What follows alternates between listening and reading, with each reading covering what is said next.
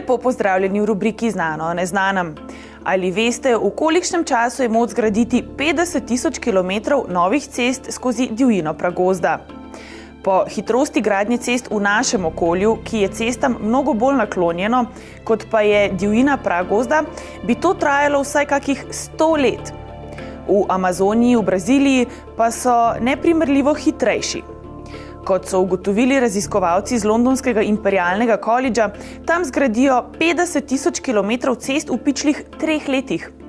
Kaj to pomeni? Da so gradbeniki tam izjemno učinkoviti, da je tam izjemno enostavno graditi ceste. Ne eno, ne drugo, pač pa, da brazilskim pragozdovom, preko njih pa našemu podnebju, preti nova nevarnost v obliki cest in po cestah.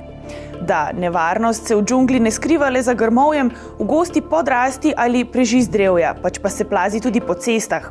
Ne v obliki strupene kače, nadležne žuželke ali krvoločne zveri, pač pa v obliki človekovega vpliva. Res je, da za zdaj ceste prekrivajo le zelo majhen del sicer zelo obsežnega pragozda v brazilski Amazoniji, vendar pa utegne biti njihov vpliv na tamkajšnje okolje po opozorilih znanstvenikov izjemno velik. Kakšen pravzaprav?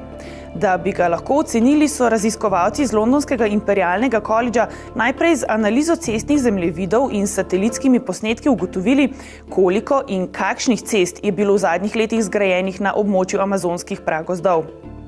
Na osnovi te ugotovitve so nato ocenili, kakšen vpliv imajo ali pa bodo še imele te ceste na ekosistem brazilskih pragozdov. Ugotovitve so objavili v novembrski številki revije Regional Environmental Change. Kaj lahko v njej preberemo?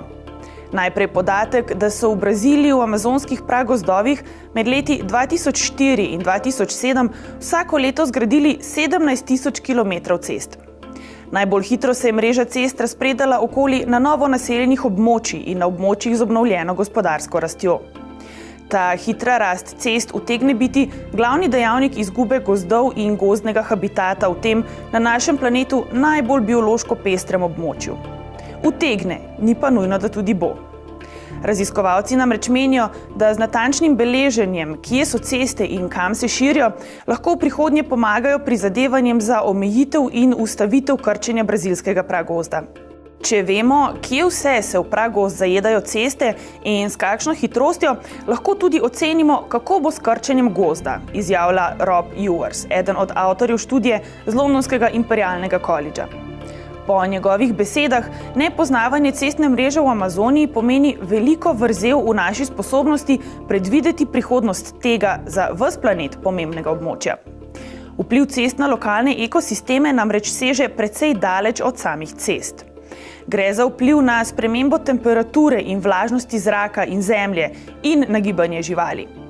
Raziskave v preteklosti kažejo, da so nekatere oblike cestnih mrež za okolje amazonskega pragozda ugodnejše od ostalih.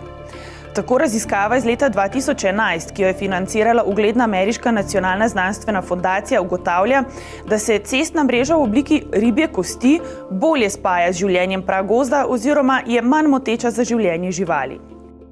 Gradnja cest je le eden od številnih dejavnikov, ki krčijo amazonski pragozd.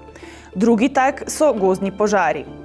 Med leti 1999 in 2010 je po podatkih NASA v ognjenih zubljih končalo kar 85.500 kvadratnih kilometrov pragozda. To je površina za več kot 4 Slovenije.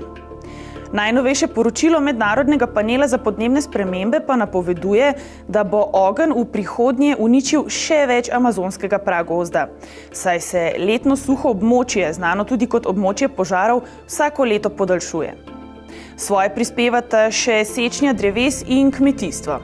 Po mnenju nekaterih strokovnjakov je brazilska govedoreja kriva kar za 90% izsekanega gozda. Zakaj izsekavanje pragozda zbuja skrb? Pa naj bo zaradi kmetijskih polj, živinoreje, cest ali novih naselij, ki nastajajo zaradi izkoriščanja rud in mineralov. Predvsem zato, ker čedalje obsežnejše izkoriščanje gozdov po opozorilih znanstvenikov ogroža vlogo, ki jo ima pragozd pri proizvodnju kisika. Prav zato amazonski pragozd imenujejo zelena pljuča sveta. Ceste, ki se čedalje globlje zajedajo v ta pljuča, pa jih utegnejo ogroziti, saj je zaradi cest izkoriščanje pragozda še lažje in bolj mamljivo.